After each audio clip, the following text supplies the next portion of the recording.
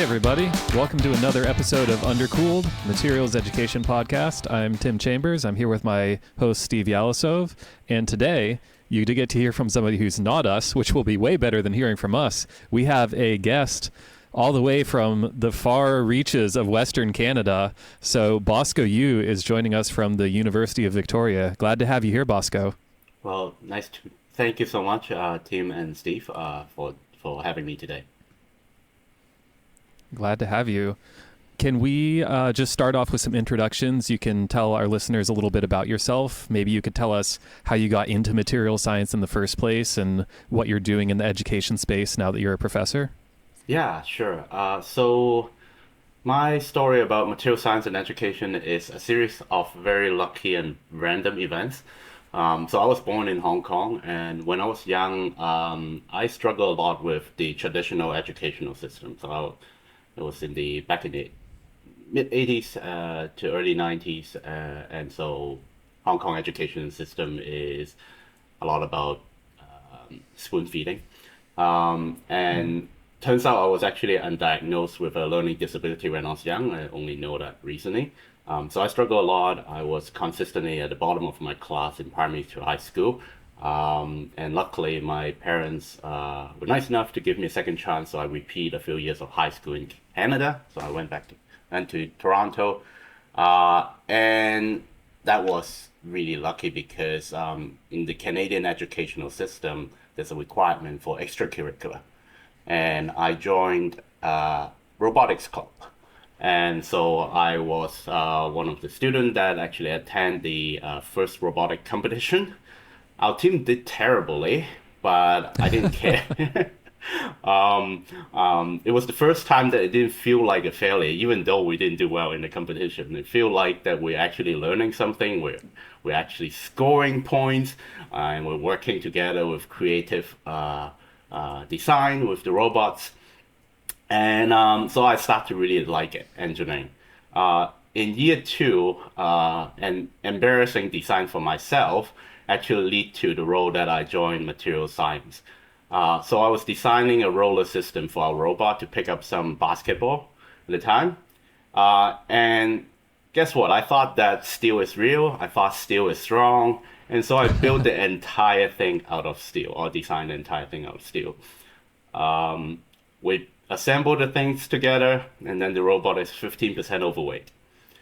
So last minute, our teacher decided, let's go to Canadian Tire and change all the steel axle into just wood shaft. I was very skeptical that it would work. I thought it would break, but turns out that it was just stiff and lightweight, and it actually works. So that really was the first time that I thought about materials and lead to my education. So I was really interested about learning about material science. So I joined it, and I enrolled to both the undergrad and master system in material science and engineering department at U of Toronto. In my undergrad second year, I start to make a life goal. I like learning so much. I want to make it a career. So I decided to try to become a professor one day. And so subsequently, I did my PhD in mechanics of composite in University of Cambridge in UK. I came back from to Canada, and I did my postdoc, and I started teaching as a teaching professor at Master University in 2020.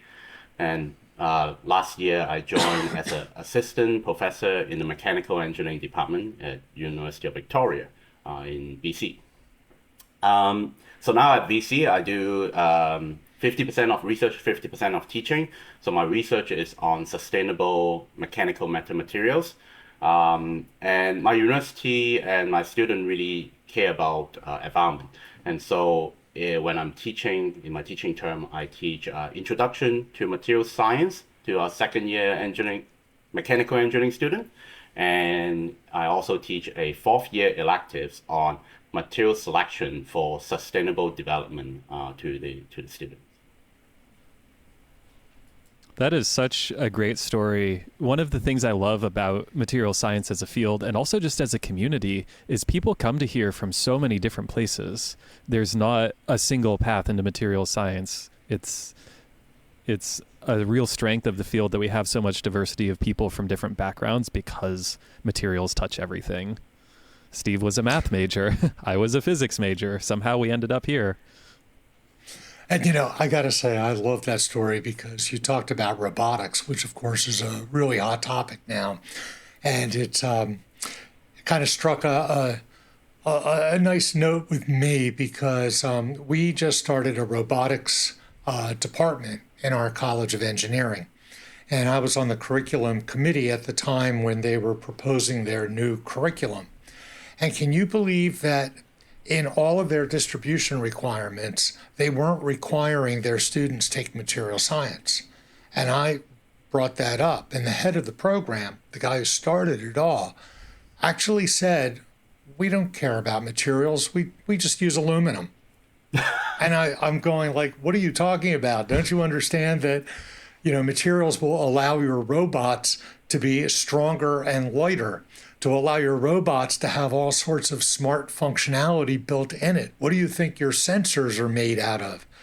And he was, even though he's one of the most famous robotics people in the world, he didn't appreciate it. And here you got it as a high school student, understanding how important materials was for robotics. So thank you so much for saying that, Bosco. Well, I learned it the hard way. By the way, they did now require, they have, it's part of their distribution that students can take material science. So he got it, but it surprised me. As long as we're talking about what our students are learning, not just in a curricular sense, but also in terms of how we motivate them, there's a lot of different approaches to how we can motivate our students, and we want them hopefully to intrinsically value these things like, oh, I should maybe not just make everything out of steel. Again, such a great story. But there's many different routes to getting students to discover these things. And Bosco, I understand that you do a lot or have done a lot with gamification in some of your courses. So can you tell us a little bit about that and how you apply that concept of gamifying your courses and what it looks like in your classes? Yeah, sure. And I think we can start just talking about what gamification means because there's some, perhaps it's not a common term, especially on education. And everyone knows what games means, and it's supposed to be a fun. It has some kind of rules and it has some kind of mechanics in it. And so I believe there's this literature in 2011 from the Tedding, and they have come up with actually a taxonomy of describing different type of education that involve basically game-like scenario. And so there are actually 4 different type of game-like scenario. The first one is game, and everyone know what game is, so I don't need to explain that. But then after that, we actually have 3 different type of game-like scenario, which is serious game, gamification, and playful interaction. And so gamification is basically a learning activity that involve some kind of game element in it, where a serious game is actually an educational game, but the entertainment is not the priority. And so I try to incorporate both gamification and playful interaction into my courses. So the element that involve in gamification are, for example, you might have a reward system. You might provide students with scores. There might be levels where students can explore introductory, advanced, etc. There's a game mechanics. You can also create games such that there is a winning strategy that could be the learning objective. And then there's playful design, which is like toys, physical demos, storytelling, essentially a learning environment that are enjoyable. I think the reason I choose this type of educational style is that, like you said, we owe it to the student, in my opinion, to make our engineering education to be more enjoyable, relatable, and memorable. And I think the traditional teaching style force students to memorize things, and it's just not effective? Is there another way to actually perhaps make it more memorable that they don't need to try as hard to memorizing it because it's just not effective? So when I was at Master University, I tried to develop this kind of game. It was in the middle of the lockdown, so students were learning engineering remotely, and there's only a limited attention span, and they also obviously have device next to themselves that they're going to check if they're bored of class. So one of the things that I was developing is called a material taboo game. So I was teaching introduction to materials to general engineering students. And so the students come from high school and they know about physics, they know about chemistry, but they have no concept about materials. So this is the first lecture. And if I tell them about crystal and atom, I don't think they will find it that interesting because they can't relate to anything. So I developed a material taboo game, taking the inspiration from taboo. And I have series of balls, and they're made out of different materials. And these are common household items like styrofoam, glass, steel. And then I created a game that I asked the entire class to answer questions. And I will ask questions to try to guess the material through a series of questions. And towards the end, the student, so the question could be, hey, if I touch that ball, does it feel cold or does it feel warm? And so I use this kind of like touch and feeling to relate to the student so that we can introduce them to material property. And then the progression after that, in the lab environment, we designed, my TA and I designed another game called Material Battleships.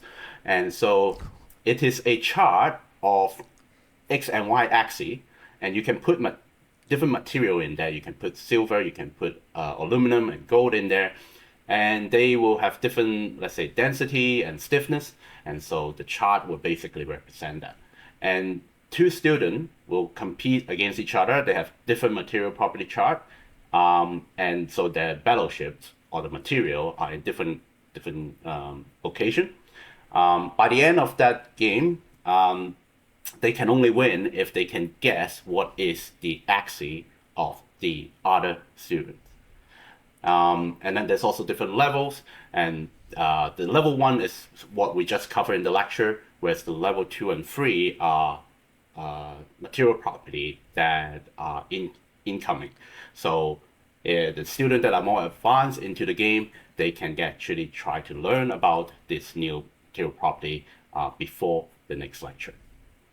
So those are small game or short game. There's a longer game that we have also designed. So I have taught a course that was on mechanical property and design in general. So I want to teach the course about topology optimization, but I don't want to give the solution to the student right away. So what we come up with for the first half of the course is a CAD design challenge that basically mimic the idea of genetic algorithm.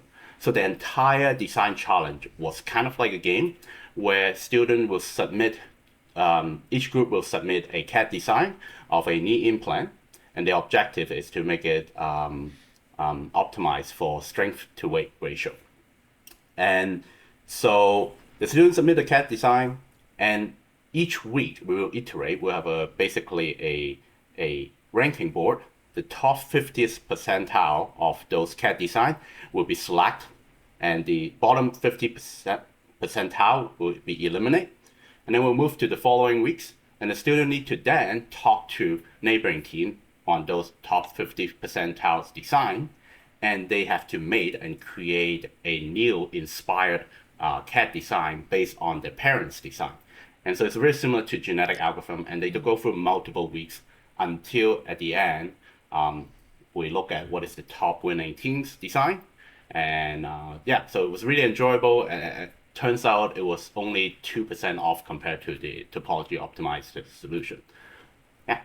So That's fantastic. So, you know, I first have to disclaim here, I'm a huge gamer in my personal life. Like, I love board games, video games, role-playing games, you name it. And as soon as you talked about Battleship, I'm like, oh my God, that's so true. Anytime you have an X and a Y axis, like, you can play Battleship with this, but it can be about physical properties of real things. It doesn't just have to be this sort of arbitrary mathematical grid. So that's super interesting. And with the genetic algorithm aspect, you know, this is another area that I feel is really important, that students need to understand how algorithms work, right? It's not just a magical black box that feeds a correct answer. There's a process happening, and creating sort of playful ways for students to act out and to enact these algorithms for themselves to see how the logic works is really interesting. So I think those are both great ideas that I'm thinking about how I might try to fold something similar into my courses. Steve, what's your take? So I actually went to Bosco's YouTube channel, and I played that taboo game that he was just talking about. And I'll admit it took me a while to separate the steel, the stainless steel, the copper, and the bronze ball, because he didn't give me enough information at first. And it wasn't until he brought up whether it was magnetic or not. And of course, that's cheating, because I know too much about austenitic stainless steel. And it's also not quite fair, because a lot of stainless steels are magnetic. It's the austenitic stainless steels that are not. And so, because, you know, I grew up making vacuum chambers and worried about stray magnetic fields for my low energy electron diffraction apparatus inside. So we always used 316 stainless steel.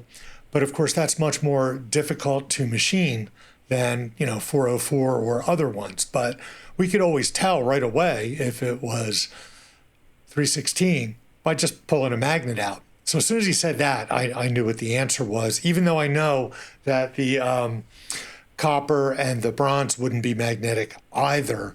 It was already clear from the sounds he made. And then the giveaway was when he told me that it's what kitchen sinks are made out of. Nobody makes kitchen sinks out of brass or copper. You make, you know, Moscow Mule glasses for copper and brass. But, you know, it was interesting. And I guess my problem with gamification starts with that I'm not a gamer. I can't stand playing games. They are so boring to me. I don't like them. And I'm afraid that there are, you know, two kinds of people in this world. There are gamers and there are people who aren't gamers. And so whenever you try to use gamification, you're kind of tapping into one culture and ignoring a different culture. And that's something you do need to be careful about. And the other thing that I think is easy to get around, I really liked how Bosco described the different kinds of gaming, his taxonomy. Hopefully you have a link to something like that, Bosco, that we can include in the show notes so people can tell us. You can give us that later. But my big concern about a lot of gamification is that it's replacing an extrinsic motivator, winning a game or getting points, from something that I think we are very, very passionate about and believe there is tremendous intrinsic motivation. So our material, you know, we think material science is a beautiful subject. We get very excited when we understand why austenitic stainless steel is not magnetic. You know, that's great. You know, mostly it's because it's FCC and not BCC. But then when you start asking yourself, well, why is one magnetic and why is the other not? That's a much deeper question and gets very fascinating. And when you even ask the question of why is something BCC and not FCC, why at a certain temperature does it change? And that becomes an even deeper question that requires advanced concepts in, in where the electrons are all hanging out, you know, what the orbitals look like. And you need some pretty detailed quantum mechanical calculations to actually figure all that out. So, but man, that stuff gets me so excited. And as soon as I say that, I realize there's another bifurcation of culture. Those who find it really exciting and those who don't. And unfortunately, most people don't find it super exciting. So we're kind of in this quandary of how do we present the material? What's our goal? Is our goal to get our students really excited about material science the way we are? Or is it to give them a framework to use material science to help their careers? And so this is a constant problem. I'll never forget, I had a teacher in high school who was our political science teacher. And he used to just say, he goes, look, mass education means mediocre education. You can't escape the fact that if you want to educate the masses, the definition of mediocre is that's what you're going to get. So what do you do? Who do we teach to? So I think in there, it's good to include some gamification. It's good to make sure we also, I think we have to try to teach to every culture within our class. And I think this is very different than learning styles, which have been debunked forever. It's not learning styles, it's really who the person is. And honestly, that becomes a very difficult thing to do because while you're talking to one culture, you're alienating another culture. And so you end up making all the students hate you. So I don't know, maybe you can shed some light on this. Well, yeah, that's a good point that I do want to ask Bosco about is what do you see on the student side as you're implementing these different ideas? How is it working? Who's being engaged and who isn't resonating with it? And how do you try to keep the whole class inclusive in that way? Yeah, so I can bring up another thing that I do in lecture. So I do want to mention that Steve bring up a very good point, and I don't think that gamification should be unilaterally being implemented for everything in education. I think that the ultimate goal that I see is that education should be memorable, relatable, so that students care about why those topics are interesting. I think material science is freaking cool, and so I want to communicate to the student that it is freaking cool. And so I need to make them excited about that. It is much harder to advertise about material science than physics because they already know about physics in high school. And so one thing I want to comment about is that professors do need to know about the general culture of their particular class. And it's really hard to know, to be honest. But once you get an idea what are the student behavior, you can kind of try to tailor to your education style towards that. And gamification is not the only way to achieve being memorable. There's active learning, there is experiential learning, there's project-based learning. They are equally legit, and I do use that in my upper year elective as well. But then I do want to mention there's another one that is, I think, more universal, and it's just simply playful interaction. I can give you a couple of examples of what I've done in my fourth year elective. So for example, in my material selection class, I was introducing students to material selection. So instead of just talking about how, let's say, a wine cork screw works and what kind of material is best for it, I decided to talk about something I'm really passionate about. I like biking, and I have 5 different bikes, and they're made of different materials. And then I will role play and dress like a road biker, and bring out my road bike, which is made of carbon, and then bring my commuter bike, which is made out of tensile steel, and then show them the weight, show them the course, and then also show them the 2 dimension to talk about how these material property are embedded into the selection process as well as in the manufacturing process.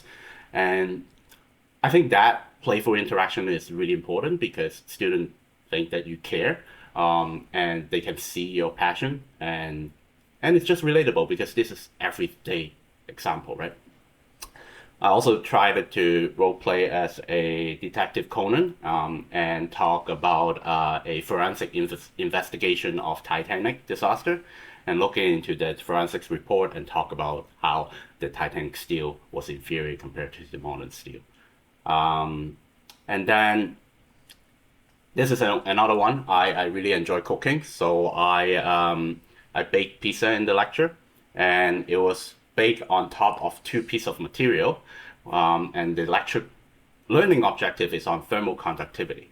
I can teach thermal conductivity very efficiently and very boringly, or I can teach that after I show them how two different pizza on two different surfaces, one is stone, one is steel, and which one look more crispy, which one looks nicer. And so I think that playful interaction is kind of like just universally useful for many style of education. And then as for student, I think the student really enjoyed it. Like we look at some simple survey after looking into our lab material. So the game design that we created, the student agreed that is supporting the learning outcome. It increased their motivation, which is one thing that I'm really interested. And then another thing, I think material science is broadening a lot lately. There are a lot more topics to cover. So one thing that I want to make sure is that students stay interested about learning more about material science even after my class and perhaps even after they graduate. And so another thing that I measure is their general interest into material science, and generally they are increasing. We also check about the lecture, so the attendance. So one thing that I try not to do, I never done that, is to provide grades to attendance. I believe that students, if they want to learn, if they think the lecture is valuable, they should come to the lecture. And if they think that the textbook is more useful, then I'm not doing my job. And so we measure that, and we find that the attendance is at very high level, and the students have increased interest in content after that.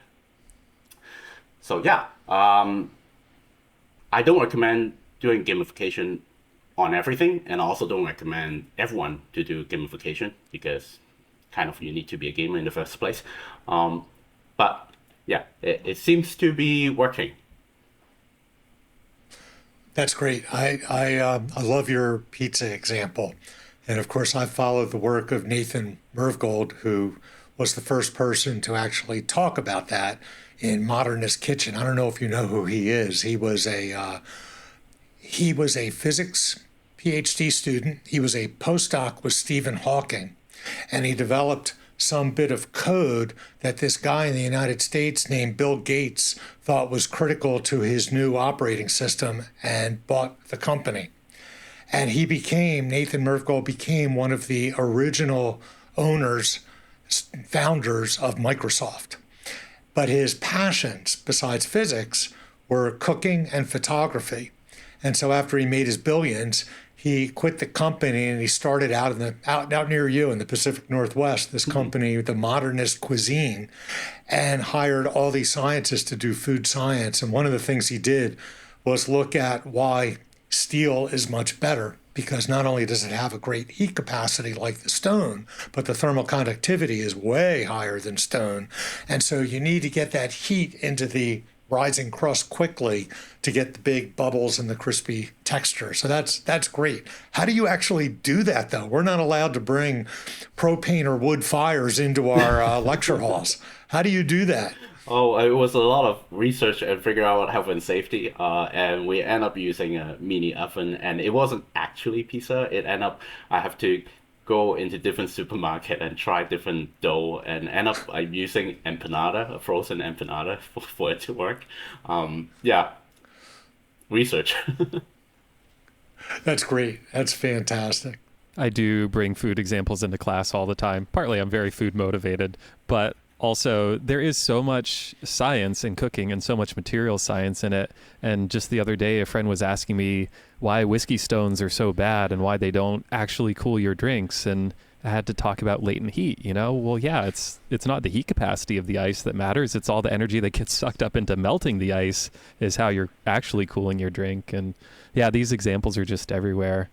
As long as we're talking about engagement and just getting people excited, I think that's a good chance to move on to our other topic for today, which is bringing the public into material science and getting people to appreciate and be excited about our field and to know that it exists for that matter. MSE has this awareness problem where the public kind of doesn't know that we exist, and students come to college not knowing they can major in materials. So one area that we're seeing a lot of growth in lately is in online free video education on social media, on YouTube, on TikTok, and content creators doing really interesting and sometimes really high quality science education for free for the public on these platforms just to get people excited about science. So Bosco, as Steve said earlier, you have a YouTube channel. I know you and I have had some separate conversations about what teaching on YouTube looks like. So as we're thinking about how can the materials community represent the materials community on social media and on social video and get people excited and learning, what do you think are some strategies that we could use as a community that maybe we're not implementing yet? That's a very good question. So first of all, I want to clarify that I'm not actually a YouTuber. I post a couple of YouTube videos, so I don't want to misinform anyone. But I am quite interested about YouTube platform in general, especially education in YouTube. And I think there's a lot of potential that we can promote material science education in other social media in general. And there are success story in many universities already, just not in material science. So to give you a couple of examples, University of Nottingham, I believe they have a physics department, and they have a YouTube channel called 60 Symbols, and they often interview professor on interesting topics, and so it has accumulated of all these interesting video that you can watch about physics. There's also a number of fields, which I believe is interviewing a lot of professors from the math department. And I think why social media is working is just it is a entertainment platform in general. A lot of the content students are absorbing right now is for entertainment value, but there are few YouTubers really just get the right interjunction between education and entertainment. So you're basically making education fun. The algorithm has to make the audience engage, and that's basically the job requirement. So these YouTubers are basically an expert in audience engagement. Another thing is also YouTuber create this kind of demo or create this kind of video. It has to be fun to watch, and they often use physical demo, and they have limited budget, and so they need to come up with very creative way to create this content. And so me as a professor, not just talking about promoting material science in general, I sometimes actually go to YouTube and look at ideas. I want to create this lab activity, and I can't scale it up to 150 students. I need to find a way to be economical.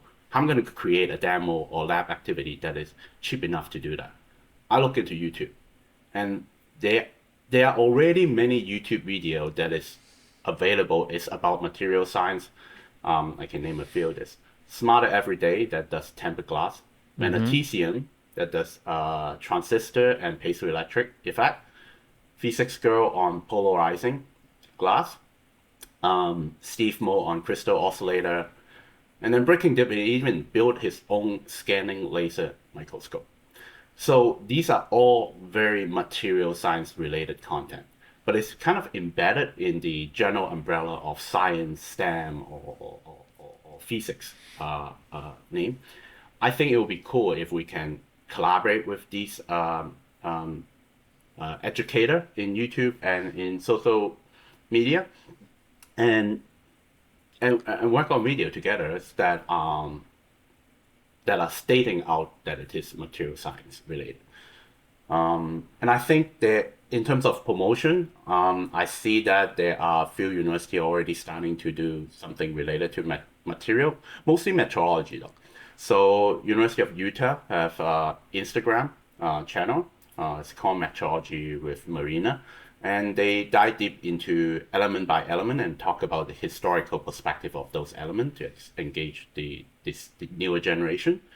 IIT actually have another channel called Metrological Engineering, and they run annual micrograph competition. And so any scientist can send electron micrograph to them and be ranked.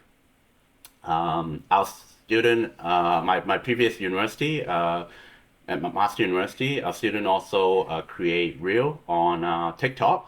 And they promote not just the material science aspect, but also the student life. And so they have what is called a day in the life video, where the student will go through, usually grad student, and go through the whole day of what are they doing. In the morning, they may be doing research. In the evening, they're doing classes. They also check out co-op student, what is their experience in the industry. And at the University of Victoria, we actually tried something really I thought it's just a for fun, but turns out there are a lot of engagement. We recreate a soap bubble raft experiment from Lawrence Bragg and John Knight, the 1947 experiment called the soap bubble raft, where you're looking at each of those soap bubble and it can show you crystallographic defects such as dislocation and grain boundary, and when you move it, the dislocation will move, like a dislocation slip. And we posted on LinkedIn, and for some random reason, we got like 200,000 views on that video, thinking that apparently we invented something. Yeah, the cool thing is we did not invent anything. We just basically read the paper and we recreated that. And some people thought it was created by us, and we have to clarify that. But what I'm getting here is that the potential are there, that there are a lot of cool experiment demo that we have accumulated in the field that people don't know about. We just need to put it in a central platform. And the challenge, I would say, is getting the university resource and support to help with that. I wonder if that wouldn't be a good thing for, say, TMS Education Committee to get involved with, to try to start collecting that. I know for years when I was at the Materials Research Society, before they dissolved their Academic Affairs Committee, that was going to be one of our main topics, because we all need to use these demos in our class. We can also use all these demos for the general education. So maybe we need to have one of our societies step up, create a channel, put some money behind it, provide awards for who creates the best demo project and posts it, maybe have a group of people who vets it to make sure that the quality is up to par. And because I totally agree with you. We need this resource desperately. And we're all doing this independently. What a waste of effort. We're all reinventing the wheel. And we don't always all do it as well as some of our colleagues do at other places. We all have access to different kinds of equipment, etc. So, yeah, that's a great idea, Bosco. Yeah, you know, the thought about getting this done more at the professional society level is really interesting, because even a single university, you know, at Michigan, we have our way of doing things. Victoria, you have your way of doing things. Utah has their way of doing things. And if it's something that we have to get together and agree on and say, this is good to represent all of us, then I think that would go a long way toward the sort of quality control aspect that Steve was mentioning, but also just be a good way to incentivize us to share more with each other between our different institutions and break down those barriers a little bit. You know, I tried for a while to create a open source textbook, but I think that what makes that very, very difficult is we're fighting the new way that students really want to learn, which is by watching short videos. I mean, it's no surprise that the biggest part of YouTube that is taking off like crazy is the YouTube Shorts, which must be 1 minute or less because people don't have long attention spans. And I think if we could learn how to master that format in a way that is retrievable, allows people to organize things, to build a curriculum on that, maybe even engaging our students to help us and doing it internationally with all of us being involved, maybe that's a better way to create an open source textbook. Steve, you're putting a lot of pressure on me because every semester the students say to me, Tim, you should really start a TikTok channel. And I'm like, oh, that's for young people. But there's... Well, turn it around. Have the students make an assignment. That's right. Where the students have to create the TikToks for you and the good ones get posted. Because there will be a lot of bad ones. Sure. There is a great challenge in being able to communicate something effectively and correctly in only a minute. Like, look at us. We're 45 minutes into this episode and we still have plenty more things that we could talk about. But that 1 minute constraint is actually really valuable from a pedagogical point of view as well. So I think that would be great to get our students engaged with as well as ourselves. Well, before you sign us off, Tim, I just wanted to thank Bosco so much for coming on with us. We're way over time, as you pointed out, Tim. So thank you, Bosco. This has been great. Yeah, thank you so much for coming. I do want to make sure before we close it out for today to do our official last question, which is, do you have anything you want to tell the audience about? Do you want to promote your YouTube channel, maybe get motivated to throw a few more videos on there, start some shorts, or any other just things that you're working on that you think would be interesting to share?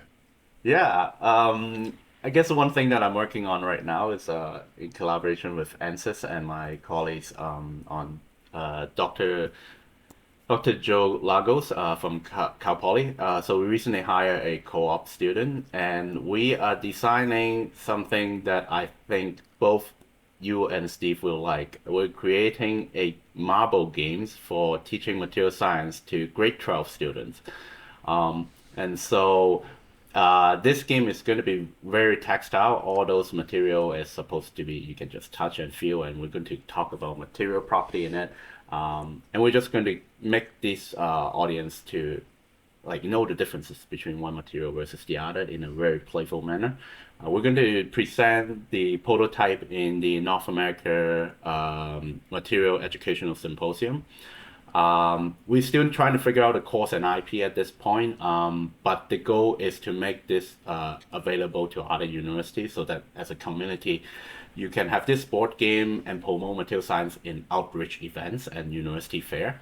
So keep an eye out. I think it will be fun. That sounds great. I look forward to playing with the beta version at the Materials Education Symposium coming up this summer. Okay, well, I guess we should wrap it up.